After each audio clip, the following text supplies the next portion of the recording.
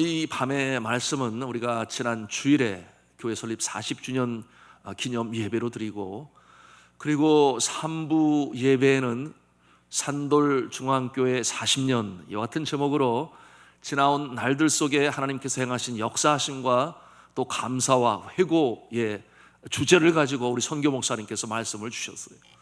그리고 저는 1부와 2부의 말씀을 전하는 가운데 40년 이후에 하나님께서 기뻐하시는 교회의 모습은 어떠한 모습이 될 것인가 하는 내용을 빌립보서 1장 3절로 11절에 있는 말씀에 근거해서 하나님과 하나님의 영광과 찬송이 되는 교회, 이와 같은 제목으로 함께 말씀을 나누었습니다. 여러분은 3부 예배 참여하셨으면 못 보셨을 것 같은데 홈페이지에 들어가시면 그 말씀을 볼 수 있겠습니다. 하나님께서 기뻐하시고 찬송이 영광이 되는 교회는 어떠한 교회인가 세 가지로 말씀으로 나누었으니, 첫 번째는 복음 전파를 제일 우선으로 삼는 교회라고 그랬어요. 여러분, 이와 같은 모습은 전도와 선교가 우선이 되는 교회가 되어야 한다. 두 번째로는 사랑이 가득한 교회라고 그랬어요. 이와 같은 모습은 하나님 사랑, 이웃 사랑이라고 하는, 특별히 사랑 없어 각박한 시대에 많은 사람들이 외로워합니다. 심령적으로 너무나 고독해요.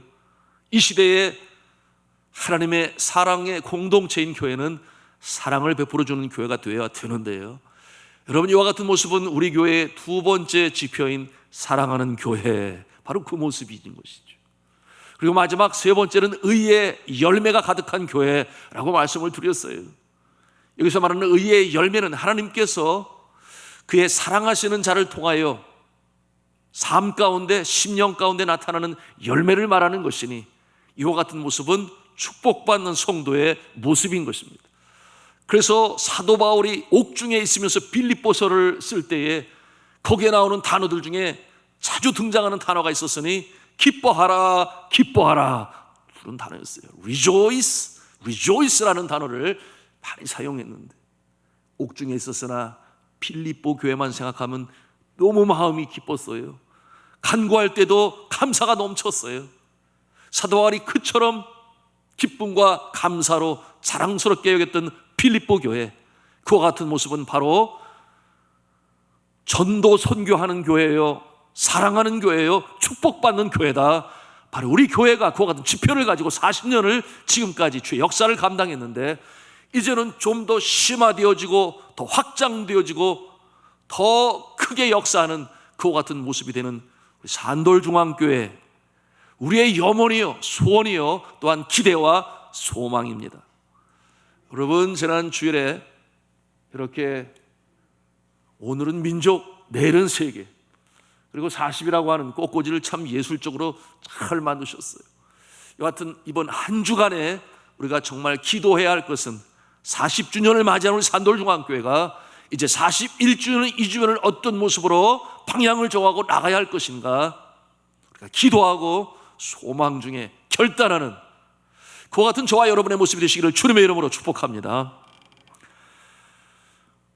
자, 하나님께서는 이 택한 자가 이 세상에 생명으로 태어날 때에 친히 계획하시고 관여하시니, 여러분, 그와 같은 자에게 심령적으로나 육신적으로 은사를 주셔서, 재능을 주셔서 이 땅에 태어나게 하십니다.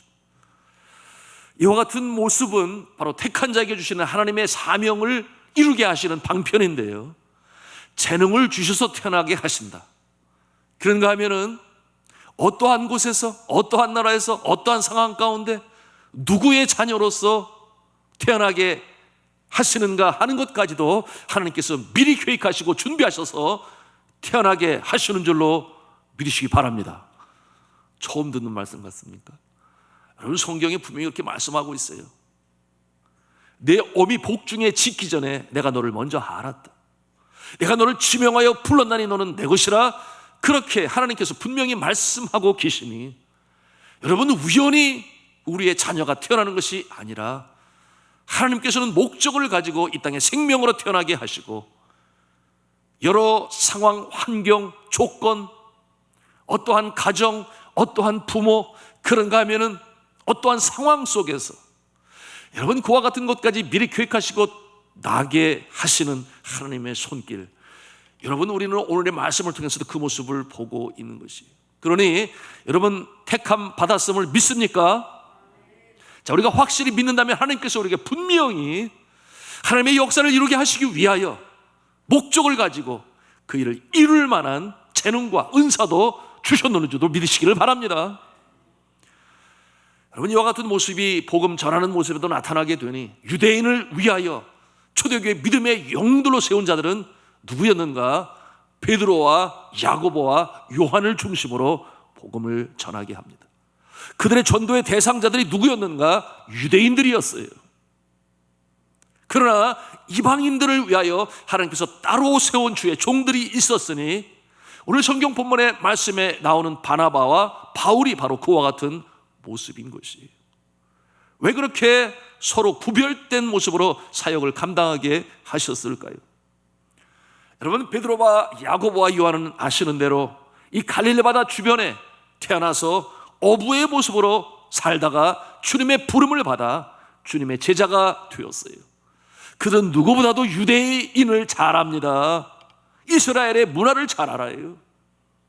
그러니 저들로 하여금 초대교회에 복음을 전한 일에 유대인들을 위한 사도로 사용하시고, 그런가 하면 바울과 바나바, 여러분 바울은 이방인을 위한 하나님의 택한 그릇으로 사용했는데요, 여러분 그의 태생은, 그의 고향은 탈수스라고 하는 다소에서 태어납니다.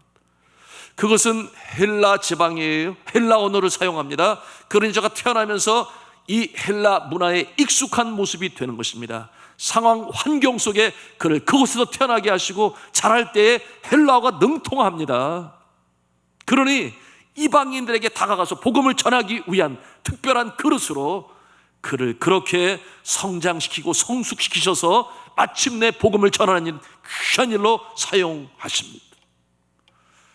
이와 같은 모습은 우리에도 마찬가지예요. 저 가난한 네팔 땅에 태어나지 않게 하시고 이 대한민국, 자유로운 자유 대한민국, 마음껏 찬송하고 예배할 수 있는 이 한국 땅에 태어나게 하시고, 그런가 하면은 단 1세기 만에 얼마나 많이 발전되었습니까?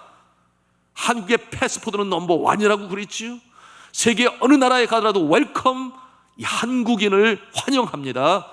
그러니 말세제 말에 제4장 국가의 나라에 태어나게 하신 하나님의 손길이 바로 여러분 한 사람에게 있는 줄로 믿으시기를 바랍니다. 여러분 바나바의 모습을 한번 생각해 보세요.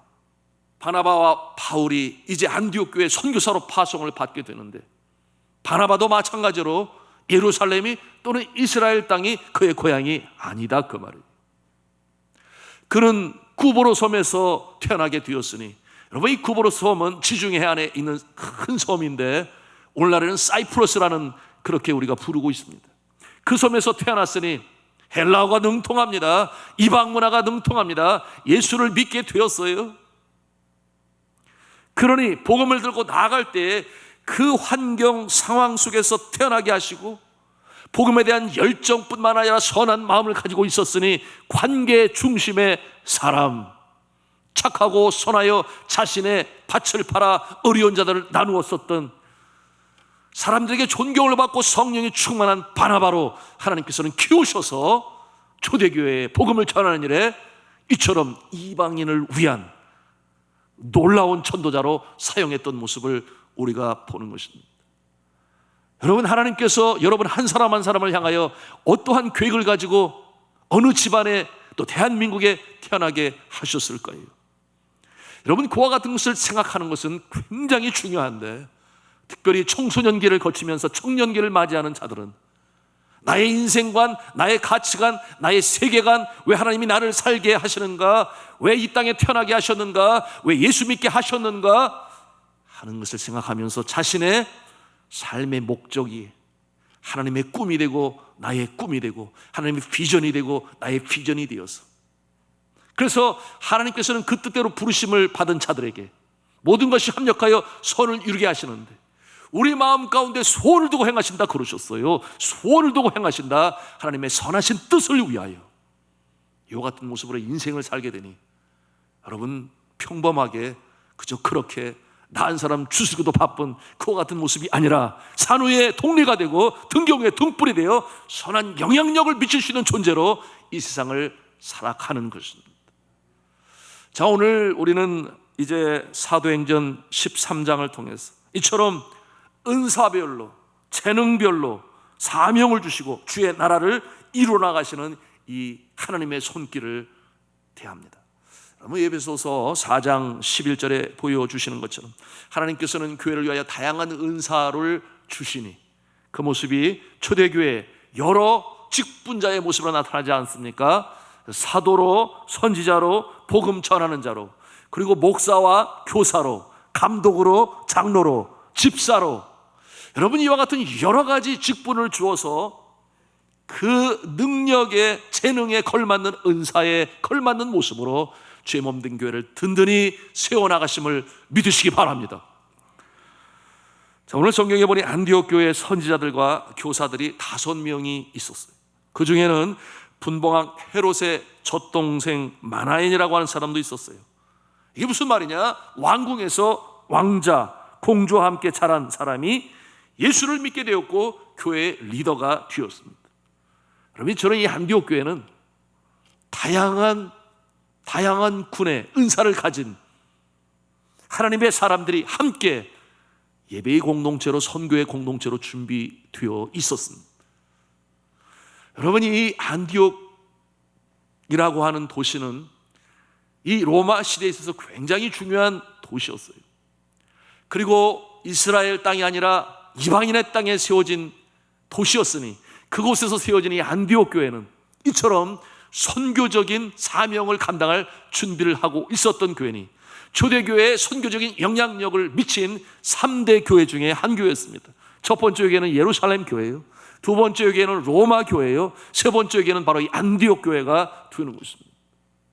그런데 이 안디옥 교회, 이방인의 선교를 위해 특별히 사용하시는 교회, 여러분, 우리 교회가 선교하는 교회라고 자타가 공인을 하고 또 우리가 그와 같은 정신을 가지고 지금 40년이라는 세월을 최선을 다해 사명을 감당해 왔습니다. 여러분, 우리 산돌중앙교회가 이 안디옥 교회로부터 분명히 배울 것이 있어요.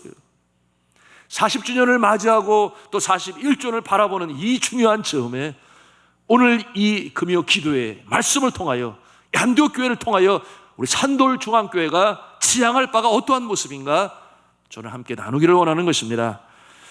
우리 한 음성으로 하겠습니다. 안디옥 교회는 영적 야성이 있는 교회다. 예, 그렇습니다. 영적 야성이 있는 교회. 안디옥 교회는 영적 야성이 있는, 이게 도대체 무슨 말인가? 여러분, 여기서 말하는 야성이라고 하는 것은 뭐 이렇게 터프가이 뭐 그런 연상보다는 윌더네스 스피릿, 그래요. 이게 뭐냐면 광야의 영성을 가지고 있는 교회다. 광야의 영성, 세례 요한과 같이 단순한 삶이지만 능력이 있으니, 영권이 있으니 그가 외칠 때에 일반인들이 가슴이 찔림을 받고 두려워 죄가 생각이 나니 죄사함의 회개를 하게 되는, 세례를 받는 그와 같은 야성, 광야의 영성이라고 할 수 있는데요. 여러분, 이 안디옥 교회는 핍박을 이기고 세워진 교회였기 때문에 그래요. 안디옥 교회가 세워진 배경이 어떻게 시작이 되어지느냐? 스테반 집사님이 박해를 받습니다. 순교를 당합니다. 그러므로 예루살렘 교회의 성도들이 흩어지기 시작했어요. 그들이 흩어져서 어디로 갔는가? 다메섹으로 갔습니다. 그런가 하면 안디옥으로 갔어요. 그들이 간 도시들은 어떠한 도시였는가 하면 바로 이 유대인들이 주로 많이 살고 있는 곳으로 갔어요. 그래야 서로 친해지지 않겠습니까? 또한 같은 언어를 사용할 수 있지 않겠습니까?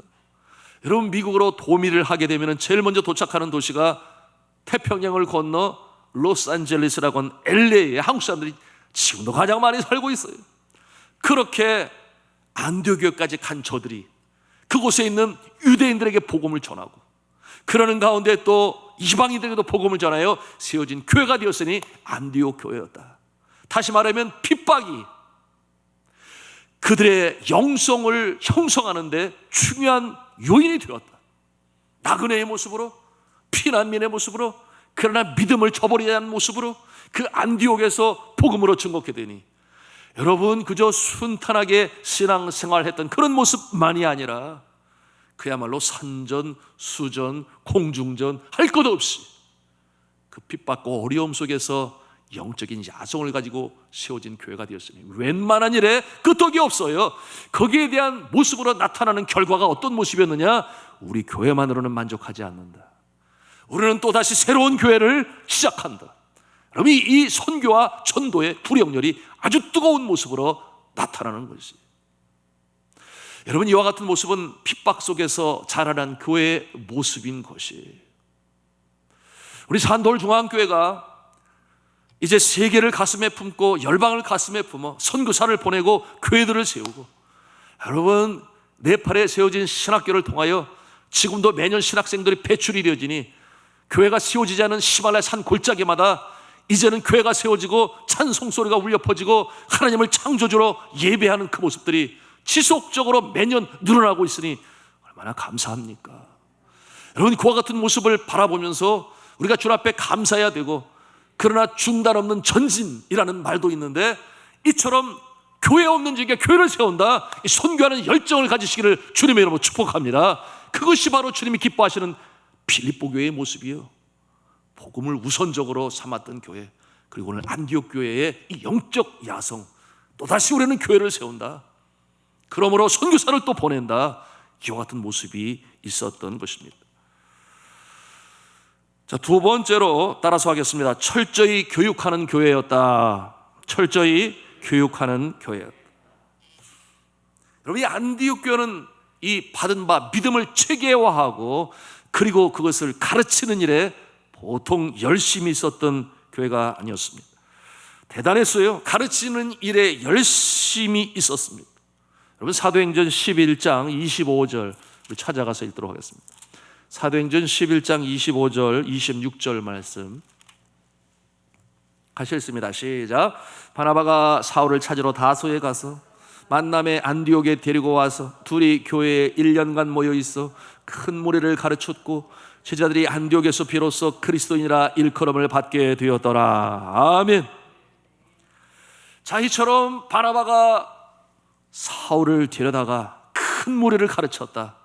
그러는 가운데 저들이 말씀으로 양육이 되니 건강하고 튼튼하고 복음으로 제시하고 증거할 수 있는 교인의 모습이 되었어요. 그러니 그와 같은 모습을 바라보면서 그 무리는 별명을 얻게 되었다. 우리가 지지난 시간에 나누었나요? 닉네임이 무엇이었습니까? 크리스찬이라고 하는, 그리스도인이라고 하는 별명을 받게 되었다. 그때로부터 그리스도인이라는 이름이 오늘날까지도 사용하게 되니 안디옥 교회로부터 그렇게 시작이 되었다, 그 말이에요. 크리스찬이라는 이름의 뜻이 뭐라고 말씀했나요? 기억나십니까? 그리스도에 속한 자, 그리스도에 속한 자, 크리스찬이라 그렇게 명명했습니다. 자, 이처럼 가르치는 일로 바나바가 사울을 모시고 온 거죠. 청빙을 해서 함께 가르치니, 여러분, 이 사울은 구약 성경에 능통하지 않았겠습니까? 왜냐하면 이 가멜리엘 문화생으로 그 당시에 성경은 신약이 없었잖아요. 그러면서 그와 같은 말씀으로 예수님과 연관을 지어 스가랴서라든지 이사야서라든지 예수님이 오실 것을 미리 내다보는 구약의 내용들로 가르치게 되니, 여러분, 그처럼 튼튼하고 건강한 교회가 될 수 있었던 것입니다. 오늘 말씀 13장 1절에도 보니 여러분, 이 선지자들과 교사들의 구분이 있었습니다. 여러분, 이와 같은 모습을 통해 체계적으로 조직화된 그런 모습을 우리가 볼 수 있어요. 맡은 바 주님이 주신 은사를 가지고 은사대로 주의 몸된 교회를 섬기는 그 모습이니, 여러분, 교육자들이 여기에 몇 명이나 나와요. 바나바와 시몬과 루기오와 미나엔과 사울과 같은 좋은 교사들이 또 교회에 있었습니다. 여러분, 이와 같은 모습은 또 무엇을 판증해 주는가? 성도들이 배우고자 하는 열심과 열정이 있었다는 거예요. 말씀으로 가르칠 때 생명의 말씀이니 내가 깨우치리라, 배우리라, 생명의 도를 내가 꼭 알아야만 돼, 그와 같은 마음이 있었으니 또 그렇게 열심히 가르칠 수 있었겠죠. 여러분, 우리 산돌중앙교회가 정말 그러해야 합니다. 과거에 우리나라 장로교회의 특징이 어떤 모습이었느냐? 말씀 사경회라는 것이 있었어요. 말씀 사경에는 오직 성경으로, 그저 성경에 있는 말씀을 강해로 계속해서 풀어나가는 것인데, 일주일 동안 아침, 그 다음에 밤으로 새벽, 오전, 밤 이렇게 3번씩 해도 꿈쩍도 하지 않고 2시간씩 말씀을 배우는데 얼마나 열정을 가졌는지 몰라요. 그래서 복음을 증거하는 일에 실력자들이 된 것인데, 오늘날 편리주의라는 게 있어요. 쉽게 편하게 빨리 가면 더 좋겠다, 더 빨리 달리는 차, 길을 더 뚫었으면 좋겠다. 그래서 굴을 얼마나 많이 뚫었는지 몰라요. 그래서 편리한 시대가 되었으나 여러분, 신앙도 편리하게 될 것이다. 노, 신앙은 그런 것이 아니에요. 신앙의 모습은 핍박이 없고, 그리고 윌더네스 스피릿이라고 했습니다. 영적 야성, 광야의 영성, 그와 같은 모습을 통해 더 신앙이 강하게 되어지고 튼튼하게 되어짐을 잊지 말아야 돼요. 이 같은 편리주의가 교회 안에 들어오게 되니 은혜는 너무 좋아요. 은혜를 좋아해요. 은혜를 좋아해요. 왜 좋아합니까? 은혜는 100% 거저 주는 것이고 거저 받는 것이니까 은혜를 사모하고 좋아해요. 그러나 은혜와 진리가 충만한 교회, 이 두 가지가 서로 균형을 이루지 아니하면 이 은혜는 진리 없는 은혜가 될 때에 그것은 방종으로 나갈 수밖에 없는 것이에요. 그러나 공의의 사랑을 베푸신 하나님께서는 우리의 죄를 대속하시기 위하여 얼마나 그 죄가 큰지 하나밖에 없는 아들 독생자 예수 그리스도를 십자가에 못 박으시기까지, 값싼 은혜가 된다면 어떻게 되겠어요? 예수님 못 박을 필요도 없이 그냥 내가 너희들 용서할게, 이것이 바로 값싼 은혜란다면, 그러나 진리, 공의의 사랑은 이처럼 죄가를 치를 수 있도록 물가피를 다 쏟으시기까지, 여기에 위대한 하나님의 사랑이 나타나고 예수님의 사랑이 나타나는 것이니 여러분, 말씀을 사모하시기 바랍니다. 진리를 사모하시기 바랍니다. 왜 그렇겠습니까? 여러분, 우리가 은혜로 구원받아 그저 편안하게 사는 것도 좋을 것 같은데, 그러나 오늘 안디옥 교회를 통해서 배우는 것이 바로 그것이니 우리가 제자를 삼는 제자가 되어야 돼요. 적어도 입술을 열 때 복음이 무엇인가 증거할 수 있어야 합니다. 적어도 사형리는 가슴에 언제든지 입술을 열면 나올 수 있어야 돼요. 오늘도 발인 예배를 드렸습니다마는 천국 환송식으로 주께서 사랑하시는 하정수 권사님 남편 70세, 너무 빠른 나이라고 저는 생각이 돼서 안타까운데, 여하튼 성경에 강건하면 70이요 80이라도 그런 말씀이 있으니 하나님께서 부르셨어요. 그런데 감사한 것은 병중에 있을 때 우리 하정수 권사님이 사랑하는 남편이니 천국에 가야 되지 않겠어요? 신앙생활 하지 않고 교회 나오지 아니요. 그와 같은 가운데서 복음으로 제시하여 제가 예수님을 마음에 영접하게 되었다 그랬으니, 자, 사랑하는 성도 여러분, 그러기 때문에 저는 성도가 되고, 비록 뒤늦게 부름받아 오후 5시에 일터로 부름받은 그와 같은 부끄러운 구원의 존재가 되었으나, 그러나 분명한 것은 지옥에 가지 아니하고 천국에 갈 수 있었으니, 사랑하는 성도 여러분, 우리가 복음으로 제시할 수 없다면 우리는 아직 주의 제자라고 말할 수 없는 것입니다. 여러분의 사랑하는 그 누가 여러분이 단기 선교로 나아가서 정말 누군가에게 복음을 제시해야 할 상황에서 하지 못한다면 그것은 부끄러운 것 아니겠어요?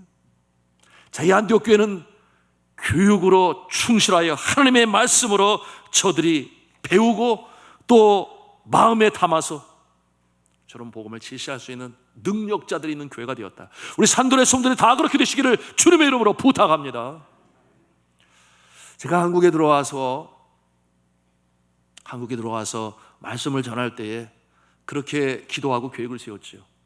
성경 전체를 골고루 가감없이 말씀을 단 꿀송이처럼 먹으면 좋겠다. 그와 같은 마음을 가지고 책별 그리고 장별 강해로 그렇게 말씀을 전하게 되니, 이제 구약 성경의 창세기를 했으면은 이제는 신약 성경의 마태복음, 신약 성경의 로마서를 쓰면은 이제는 구약 성경의 출애굽기를 하고, 이렇게 번갈아 가면서, 이것이 개혁교회의 특징인데요, 어느 한쪽으로 편식하지 않도록, 그래서 어찌하든지 골고루 하나님의 말씀으로 들을 수 있도록 그렇게 지금까지 해오고 있습니다. 여러분, 과거에 주제 설교 중심으로 감동적인 예화를 들어서 재미있기도 하고 때로는 울컥울컥 감동이 되기도 하지만, 그러나 그것이 복음 그 자체는 아닌 것입니다. 우리의 심령에 새겨야 할 생명의 진리는 아닌 것입니다. 그것은 세상 사람들의 이야기예요. 도움을 줄 수는 있어요. 그러나 우리가 입술을 열어 복음을 증거할 때는 바로 이 생명의 말씀이 우리의 신비에 새겨져야 하니, 딱딱한 말씀으로 들어 처음에 그러더라고요. 목사님, 저는 목사님의 말씀이 너무 심오해서 잘 모르겠어요. 너무 깊어서 잘 못 알아듣겠어요. 그렇게 말씀하시는 분이 있었어요. 그래서 제 마음에 고민이 되었어요. 고심이 돼서 어찌하면 눈높이를 낮출 수 있을까.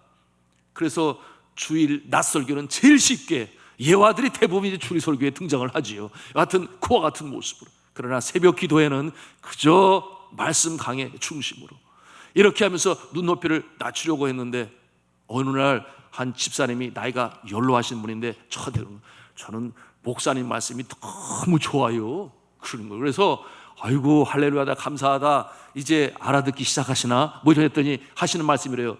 목사님은 목소리가 너무 커가지고 제가 귀가 잘 안 들리는데 저렁저렁 울리니까 다 들을 수 있어서 너무나 좋아요. 그렇게 말씀하시는 거예요. 그래서 제가 헐. 그런데 또 어느 분은 그렇게 말씀하시더라고요. 목사님의 수준을 더 이상 내리시면 안 돼요. 그러면 저희가 실망해요. 목사님의 색깔대로 그대로 가셔야 돼요. 이 어느 한 부부가 또 그렇게 저한테 말씀을 주기도 했어요. 분명한 것은 딱딱한 말씀이지만 우리가 말씀을 사모하게 되면 그것이 생명의 진리가 되고 우리의 신비에 새겨지게 되면 능력이 되는 줄로 믿으시기를 바랍니다. 그래서 한 3년이 지나고 나니까 우리 교역자 중에 한 분이 그러는 거예요.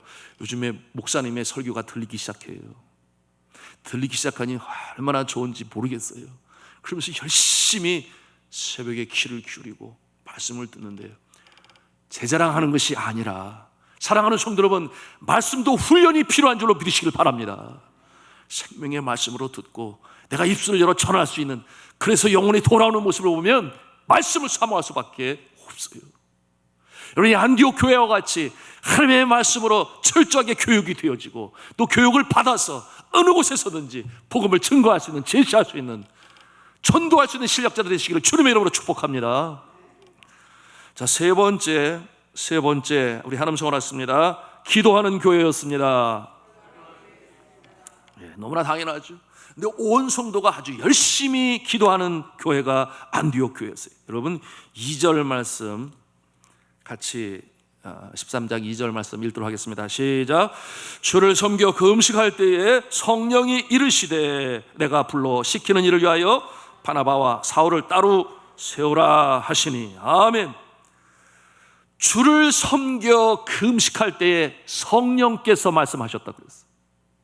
여러분 이 금식이라고 하는 것은 금식기도와 연결되어지는 것이겠지. 그럴 때 성령의 세미한 음성을 들을 수가 있었습니다. 여러분 우리가 기도할 때에 성령의 세미한 음성을 들어야 하는데, 여러분 어떻게 우리가 들을 수 있느냐? 가장 확실한 방법은 성경에 기록되어진 말씀, 내가 평소에 암송하고 가슴에 새긴 말씀이 불현듯 기도하는 가운데 떠오르게 하면 바로 성령께서 주시는 음성인 줄로 믿으시길 바랍니다. 너무나 중요한 거예요. 금식함으로 기도했다 그랬어요. 그리고 금식함으로 기도함으로, 우리 3절 말씀 뭐라고 그랬어요? 3절 말씀해 보니 같이 읽습니다. 시작. 이에 금식하며 기도하고 두 사람에게 안수하여 보내니라. 아멘. 금식하며 기도하고 두 사람에게 안수하여 보냈다 그랬어요. 제가 이 말씀을 묵상하면서 우리 교회도 이제는 이렇게 해야 되겠다 생각을 하고 다짐을 하게 되었어요. 여러분 우리 교회가 선교사를 파송할 때 적어도 한 끼 아니면 두 끼, 세 끼 전성도가 금식해야 돼요. 안디옥 교회처럼 따라가려면. 그래서 그 뜨거운 기도의 열정을 가지고 우리가 선교사를 보낼 때 뭔 일이 일어나도 일어나지 않겠습니까? 다른 모습으로 놀라운 역사가 나타나지 않겠습니까? 우리가 금식하고 선교사를 보내야 하는데, 여러분 우리 교회가 이제 선교의 2세기를 맞이하고 있어요. 그래서 전반기 우리 선교 목사님이 사역하시던 그때에는 많은 사람들이 선교적인 열정을 있으나 직접 현장으로 나가기는 어려운 때였어요. 그래서 우리는 기도하고 지원하면서 우리 선교 목사님이 대표로 나가셔서 이 나라 저 나라 많이 선교를 하셨지만, 오늘날 이 시대에는 글로벌이라는 말을 사용해요. 뭐냐면 지구촌이라고 그래요. 여러분, 선교로 나가지 않아도 해외여행으로 얼마나 잘 나가는지 몰라요. 이제는 지구가 하나의 지구촌이 되었다. 그런가 하면은 재능 봉사로 선교의 현장에 얼마든지 쓰임을 받을 수 있어요. 특별히 우리 교회는 예능에 굉장한 재능을 하나님이 은사로 주시지 아니하셨나요?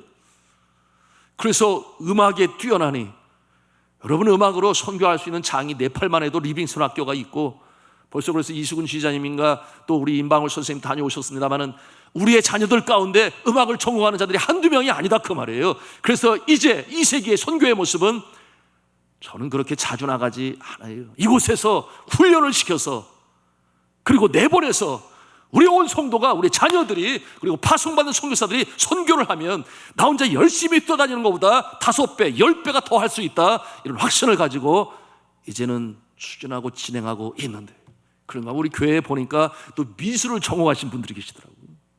지금도 하고 있는 그런 우리 자녀들도 있고, 그래서 미술을 통해서도 또 나가서 할 수 있고, 여러분, 다양한 영역에 우리 성도들이, 우리의 자녀들이 이제는 나가서 재능을 기부하고 단기 선교를 하고 돌아올 수 있는 그 모습이 되어야 하겠습니다. 그런데 이와 같은 일을 위하여 중요한 것이 뭐냐? 말씀했습니다. 불영렬. 두 번째는 뭐라고 그랬어요? 교육을 잘 받아야 되겠죠. 선교 학교, 선교 교육, 성경 말씀. 그런가 하면 세 번째는 이처럼 기도함으로, 금식함으로, 그러므로 우리의 열정이 더 뜨거워져야 되는 그 모습, 우리 자녀들 가운데 나타나기 위하여 또 부모는 얼마나 기도해야 할 거예요. 여러분, 이제 내년에 우리 교회가 또 구영삼 전도사님을 선교사로 파송합니다. 놀라운 일이에요. 지난 3년 동안 신실하게 주의 몸된 교회를 섬기시고, 또 주특기가 선교 아니겠습니까? 군대 말해서 죄송합니다만 선교로 평생을 그렇게 살아오시고 동원하는 일로 수고하시고, 이제는 현장에 나가서 그래서 중동 난민들 중심으로 선교 사역을 감당하게 되는데, 여러분, 금식할 준비하시기 바랍니다. 아멘이에요? 네. 그런가 하면은 또 우리 김대민 목사님 이제 2년 뒤에 2년 동안 잘해야 돼요. 못하면 안 보낼 수도 있어요. 네.